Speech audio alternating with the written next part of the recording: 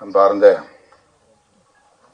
நெல்லை boys திரைப்படத்தின் தயாரிப்பாளர் தம்பி ராஜா அவர்களே, இயக்குனர் கமல்ஜி அவர்களே, இசையமைப்பாளர் ரஷாந்த் அவர்களே, திரைப்படத்தின் கதாநாயகன் தம்பி அறிவழகன் அவர்களே, கதாநாயகி தங்கை ஹேமா அவர்களே, இந்நிகழ்வில் பங்கேற்று வாழ்த்துரை வழங்கி அமர்ந்திருக்கிற பெருமதிப்பிற்குரிய அண்ணன் கலைப்புலி தான் அவர்களே,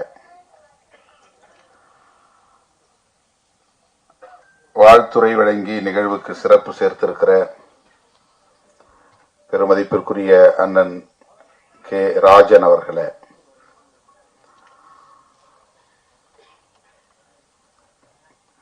திரைப்பட தயாரிப்பாளர் சங்கத்தின் துணைத் தலைவர் அன்பு இளவல் தமிழ்குமரன் அவர்களே, தமிழ் திரைப்பட தயாரிப்பாளர் சங்கத்தின் செயலாளர் திருமிகு ராதாகிருஷ்ணன் அவர்களே, மற்றும் இந்த நிகழ்வில் பங்கேற்று இதனை சிறப்பித்துக் கொண்டிருக்கிற திரு SK சம்பத் அவர்களே, சஞ்சய் செல்வம் அவர்களே, மதன் குமார் அவர்களே, அபிநயா ஜென்சி அவர்களே, விஜித் அவர்களே, ரியாத் அவர்களே, வித்யாராம் அவர்களே, திருமதி லாவண்யா அவர்களே மற்றும் திரு சிவக்குமார் அவர்களே, இந்நிகழ்வில் பங்கேற்று இதனை சிறப்பித்துக் கொண்டிருக்கிற இந்த திரைப்பட குழுவை சார்ந்த தொழில்நுட்ப கலைஞர்களே, திரளாக கூடியிருக்கிற தமிழ் சொந்தங்களே, உங்கள் அனைவருக்கும் என்னுடைய பணிவார்ந்த வணக்கத்தை தெரிவித்துக் கொள்கிறேன். மிகவும் நேரம் கடந்து இந்த நிகழ்வை நாம் தொடங்கி இருக்கிறோம் என்று ஒவ்வொருவரும் இங்கே பேசியதை நீங்கள் அறிவீர்கள். காலத்தாழ்வுக்கு நானும் ஒரு காரணம். அதற்காக என்னுடைய வருத்தத்தை தெரிவித்துக் கொள்கிறேன். நெல்லை பாய்ஸ் என்கிற இந்த திரைப்படத்தின் பாடல் வெளியீட்டு விழா, அதிலே பங்கேற்கிற ஒரு வாய்ப்பு, இந்த அரிய வாய்ப்பை எனக்கு வழங்கிய தயாரிப்பாளர் ராஜா அவர்களுக்கும் இயக்குனர் கமல் அவர்களுக்கும் இந்த படத்தின் நாயகன் தம்பி அறிவழகன் அவர்களுக்கும் என்னுடைய நன்றியை முதலில் உரித்தாக்குகிறேன். ராஜா அவர்களை பற்றி திரைப்படத்தில் இன்றைக்கு மிக பெரும் ஜாம்பவான்களாக இருக்கக்கூடிய அண்ணன் தானு அவர்களும் அண்ணன் ராஜன் அவர்களும் பலரும் இங்கே பேசினார்கள். எனக்கு பெரிய அளவில் அவர் அறிமுகம் இல்லை. இயக்குனரும் தயாரிப்பாளரும் அறிவழகன் அவர்களோடு வந்து இந்த நிகழ்வுக்கு வர வேண்டும் என்று எனக்கு அழைப்பு விடுத்தார்கள். பல்வேறு பணிச்சுமைகளுக்கு இடையிலே எனக்கு சற்று தயக்கம் இருந்தது. ஆனாலும் மறுதலிக்க இயலவில்லை. அதற்கு முக்கியமான காரணம், இந்த படத்தின் நாயகனாக நடிக்கிற தம்பி அறிவழகன் என்னால் அன்போடு கென்னி என்று அழைக்கப்படக்கூடிய தம்பி, குழந்தையிலிருந்து என் மடியில் வளர்ந்த ஒரு பிள்ளை. நான் எண்ணி பெருமைப்படுகிறேன். திரைப்பட கதாநாயகர்களை தொட்டு பார்த்தால் போதும் என்கிற நிலையில் இருந்த நான் இன்றைக்கு ஒரு நாயகனை நானே மடியில் வளர்த்தேன் என்று பார்க்கிற போது அது பெரும் மகிழ்வை தருகிறது. கே நகர் ஒட்டகப்பாளையத்திலே நான் ஒரு வாடகை வீட்டில் தங்கியிருந்தேன் சில காலம். அந்த வீடு தம்பி அறிவழகனுடைய பெற்றோர் திரைப்பட கேமராமேன் தம்பி வில்லாளன் என்கிற சிகாமணியின் வீடு. அவர் யார் என்றால் ட்ரம்ஸ் சிவமணி அவர்களின் மருமக பிள்ளை, மைத்துனர்.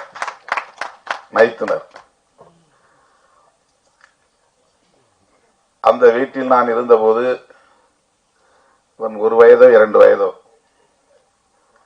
3 வயது குழந்தைகள் என்றால் எனக்கு அப்படி ஒரு பிரியம் உண்டு. அதிலும் இவன் வித்தியாசமானவன். பார்ப்பதற்கு மிகவும் அழகாக கவர்ச்சிகரமாக இருப்பான். அவ்வளவு அழகிய ஒரு குழந்தை, கொழுகொழுவென்று இருப்பான். அவன் நான் வெளியிலே சுற்றுப்பயணம் போய்விட்டு வந்து நள்ளிரவு வந்தாலும் அவனை பார்த்தால் விடமாட்டேன். காலையில் நிகழ்ச்சிகளுக்கு புறப்படுவதற்கு முன்பு அவனை பார்த்துவிட்டு தான் செல்வேன். அப்படி அவன் மீது ஒரு பிரியம். நிறைய கிள்ளி வைத்திருக்கிறேன், கடித்து வைத்திருக்கிறேன். அப்படி இருந்த ஒரு பிள்ளை இன்றைக்கு வளர்ந்து திரைப்படத்துறையிலே ஒரு கதாநாயகனாக ஒரு படத்தில் நடிக்கிறான் என்பதை அறிந்து உள்ளபடியே நான் பெரிதும் மகிழ்ந்தேன். அவனை பார்க்கிற போதெல்லாம் எப்போது உன் படம் வருகிறது என்று திரும்ப திரும்ப கேட்பேன். எத்தனையோ பலர் அப்படி படங்களில் நடித்து அந்த திரைப்படங்கள் வெளியிடாமல் அப்படியே நின்று விடுவதையும் நாம் பார்க்கிறோம். திரைக்கே வராமல் போய்விடுகிறது. சிறு முதலீட்டு படங்கள் அப்படி பல நெருக்கடிகளை சந்திக்கின்றன. அவர்களால் பெரிய அளவிலே பிரம்மாண்டமான விளம்பரங்களை செய்ய முடிவதில்லை. வெளியீட்டாளர்களும் அந்த அளவுக்கு போட்டி போட்டுக்கொண்டு வாங்க வருவதில்லை. அதாவது டிஸ்ட்ரிபியூட்டர்ஸ், விநியோகஸ்தர்கள். சிறு முதலீட்டு படங்கள் எத்தகைய நெருக்கடிகளை எல்லாம் சந்திக்கின்றன என்பதை நாம் அவ்வப்போது அறிகிறோம். அந்த வரிசையிலே இந்த படமும் ஒன்றோ? அறிவழகன் நடித்த படம் திரைக்கு வராமல் போய்விடுமோ என்ற கவலை எனக்கு இருந்தது. திடுமென போன வாரம் வந்து தயாரிப்பாளர் ராஜா அவர்களையும் கமல்ஜி அவர்களையும் அழைத்து வந்து அறிமுகப்படுத்தி, இந்த நிகழ்ச்சிக்கு நீங்கள் கட்டாயம் வர வேண்டும் என்று தன்னுடைய பெற்றோரோடு வந்து, அவருடைய தாயாரும் இங்கே வந்திருக்கிறார், அவர்கள் வந்து என்னை அழைத்த போது என்னால் மறுதலிக்க இயலவில்லை, மகிழ்ச்சி தாழவில்லை. கட்டாயம் நான் வருகிறேன், எவ்வளவு வேலைகள் இருந்தாலும் வருகிறேன் என்று உறுதியளித்தேன். கட்சி அலுவலகத்தில் ஏறத்தாழ 200 பேருக்கு மேல் இன்றைக்கு திரண்டிருந்தார்கள். 5 மணிக்கே எனக்கு பதற்றம் வந்துவிட்டது. 6 மணிக்கு நிகழ்ச்சி ஆயிற்றே. பெரிய தயாரிப்பாளர்கள், நடிகர்கள் எல்லோரும் வருவதாக சொன்னார்களே, அவர்கள் எல்லாம் முன்கூட்டியே வந்து காத்திருப்பார்களே என்கிற பதற்றம். ஆனாலும் என்னால் உரிய நேரத்திற்கு வர இயலாத அளவுக்கு பல்வேறு மாவட்டங்களில் இருந்து நிறைய தோழர்கள் வந்து என்னை சூழ்ந்து கொண்டார்கள். அவற்றையெல்லாம் பின்னுக்கு தள்ளிவிட்டு நான் இங்கே வந்து உங்கள் முன்னால் நிற்பதிலே மகிழ்ச்சி அடைகிறேன். தம்பி அறிவழகனை நான் நெஞ்சார வாழ்த்துகிறேன். அது என்னுடைய முதல் கடமை. அவருக்கு இப்படி ஒரு வாய்ப்பை தந்த ராஜா அவர்களுக்கும் கமல்ஜி அவர்களுக்கும் என்னுடைய நெஞ்சார்ந்த வாழ்த்துக்கள். அவர் பிரபலமான குடும்ப பின்னணியை கொண்டவர் அல்ல, ஏற்கனவே பல படங்களை நடித்து புகழ் பெற்றவர் அல்ல. ஆனாலும் அவரை ஒரு நாயகன் ஆக்க வேண்டும் என்று துணிந்து தம்பி ராஜா அவர்கள் ஒரு முதலீட்டை செய்திருக்கிறார் என்றால் அவருக்கு எப்படி என்னுடைய பாராட்டை தெரிவிப்பது, வாழ்த்துக்களை தெரிவிப்பது என்று திணறி நிற்கிறேன். அதற்காக அவரை நான் மீண்டும் ஒரு முறை வாழ்த்தவும் பாராட்டவும் கடமைப்பட்டிருக்கிறேன். நெல்லை பாய்ஸ் கதை முழுமையாக நாம் இன்னும் திரைப்படத்தை பார்க்கவில்லை, தெரியவில்லை. ஆனால் இந்த எழுத்தை பார்த்ததும் நான் கேட்டேன், என்ன இந்த நெல்லையில் நிறைய அறிவாள்கள் இருக்கின்றன, கொடுவாள்கள் இருக்கின்றன, இந்த எழுத்தின் வடிவமைப்பிலேயே அருவாய் இருக்கிறதே என்று கேட்டேன். நெல்லை என்றாலே அருவாள் என்று சொல்லக்கூடிய நிலை. அப்படித்தான் அதை சித்தரிக்க வேண்டும் என்று இல்லை. திரைப்படங்களில் எனக்கு நெடுநாளாக உள்ள ஒரு பெரிய கேள்வி, வன்முறைகள் இல்லாமல் படம் எடுக்கவே முடியாதா என்ற கேள்வி. வன்முறைகளுக்கு முன்னுரிமை அல்லது முக்கியத்துவம் தராமல் திரைப்படங்களை எடுக்க முடியாதா என்ற கேள்வி. திரைப்படங்களில் காட்டுவதைப் போல் உள்ளபடியே மக்களிடையே வன்முறை கலாச்சாரம் இருக்கிறதா என்ற கேள்வி. இயக்குனர்கள் மாற்றி சிந்திக்க வேண்டும். ஒரு கதாநாயகன் என்றால் அவன் 10 பேரை ஒரே நேரத்தில் அடித்து வீழ்த்துவான், 100 பேரை எதிர்கொள்வான். பெரிய அளவில் ஒரு தாதாயிசம் அல்லது ரவுடியிசம் இருந்தால்தான் அவன் ஹீரோ என்று கட்டாயமாக வலிந்து அதை காட்டித்தான் ஆக வேண்டுமா என்ற கேள்வி எனக்கு உண்டு. நெல்லையில் எவ்வளவோ பேர் கல்விமான்கள் இருக்கிறார்கள், தொழிலதிபர்கள் இருக்கிறார்கள், ஆய்வாளர்கள் இருக்கிறார்கள், நீதிபதிகள் தோன்றியிருக்கிறார்கள், இன்னும் பல்வேறு சிறப்புக்குரியவர்கள் இருக்கிறார்கள்.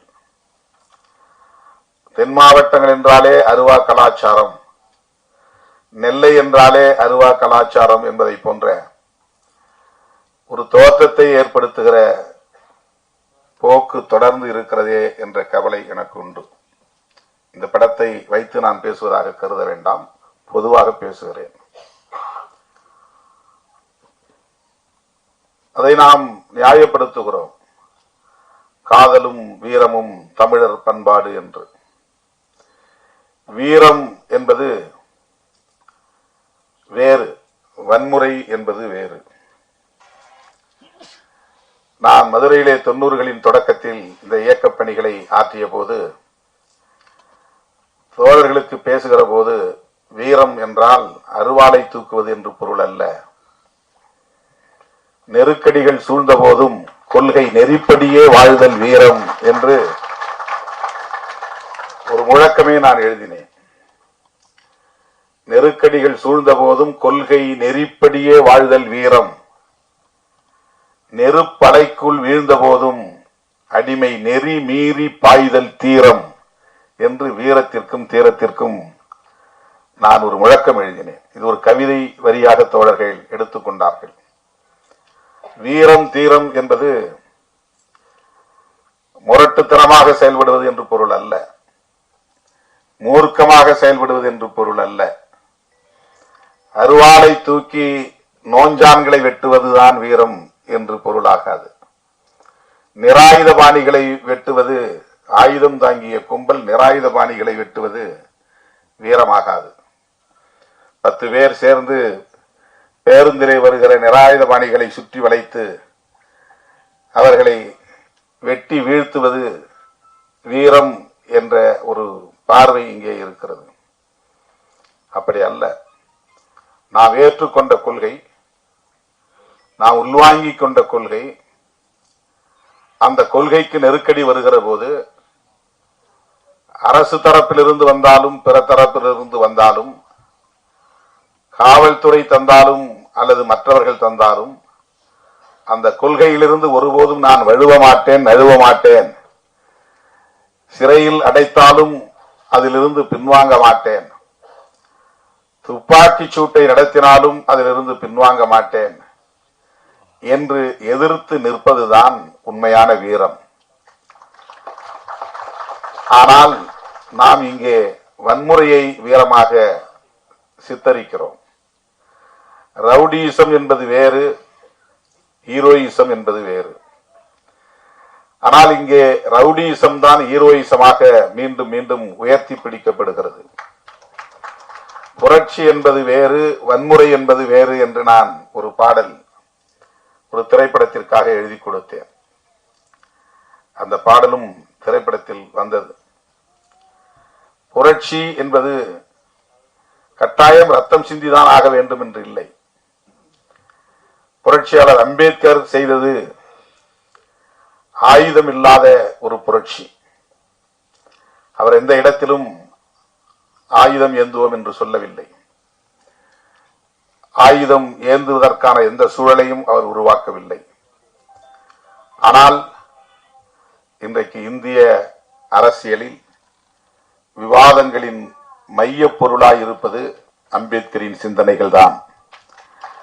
அரசமைப்பு சட்டம்தான் இன்றைக்கு இந்திய அரசியலின் மைய பொருளாக இருக்கிறது. நாம் இங்கே சமூக நீதி என்று பேசுகிறோம். அது அரசியலமைப்பு சட்டத்தின் கோட்பாடுதான். சுதந்திரம்